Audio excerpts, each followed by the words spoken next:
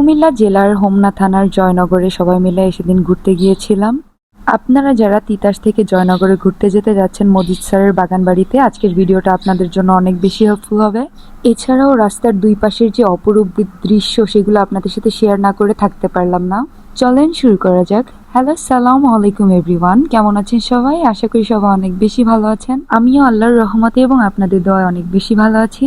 আপনাদেরকে বলেছিলাম আমি মজিদপুরের ব্লগটা সম্পূর্ণ শেয়ার করব। আসলে একটু প্রবলেমের কারণে আপনাদের সাথে ব্লগটা আমি শেয়ার করতে পারিনি। আপনারা অনেকেই আমার জয়নগরের পুরো ব্লগ দেখতে চেয়েছিলেন, তাই ভাবলাম আজকে শেয়ার করে দিই। আমার মনে হয় হোমনা ব্যতীত তিতাসের দিকের অনেক মানুষই জানে না যে হোমনাতে এত সুন্দর একটা প্লেস আছে ঘোরার জন্য, আর সেটা হলো হোমনার জয়নগর মজিদ স্যারের বাগান বাড়ি।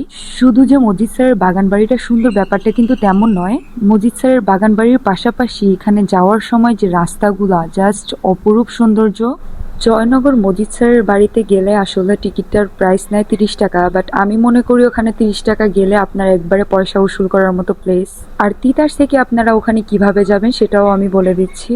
তিতাস থেকে আপনারা দুইটা ওয়েতে জয়নগরে যেতে পারেন। একটা হলো আপনারা সিএনজিতে করে হোমনা এসে দেন আপনারা জয়নগরের জন্য একটা অটোতে বা সিএনজিতে উঠে পড়বেন। আর সেকেন্ড কাজ হলো আপনারা একটা কাজ করতে পারেন, যেটা আমরা করেছিলাম, একটা সিএনজি রিজার্ভ করে আমরা ডিরেক্ট চলে আসছিলাম জয়নগরে এবং 1 ঘন্টা ঘোরাফেরা শেষে আমরা ডিরেক্ট ওই সিএনজিতেই ব্যাক করে আমরা তিতাসে চলে গিয়েছিলাম। আর এটা করলে আপনার টোটাল কস্ট পড়বে 650-700 মতো। যাওয়া এবং আসা আপনার দুইটা মিলে 650 থেকে 700 টাকা পড়বে।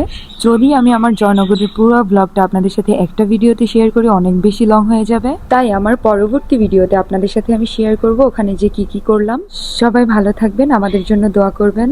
আল্লাহ হাফেজ।